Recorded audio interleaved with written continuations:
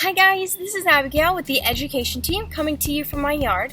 Now I have a really fun activity for you guys to do at home, and that is creating your own water lily. So all you need is a paper plate, a coffee filter, some markers, a pair of scissors, some glue, and a spray bottle. 1. Grab your coffee filter and markers.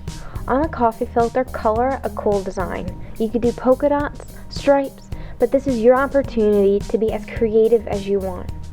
Once you have colored it in, take your spray bottle and spray your coffee filter. I lightly misted mine until the ink started to run. Place the coffee filter off to the side and grab your paper plate. Go ahead and color it in. This will become your lily pad.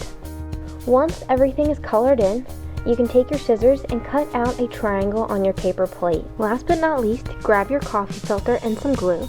Place some glue at the center of the coffee filter and then place it onto the paper plate. You may have to press down to allow the coffee filter to stay. Now you have your final product, a beautiful water lily. Thank you guys so much for joining me today. I hope you guys had an absolute blast, and we look forward to seeing you very soon.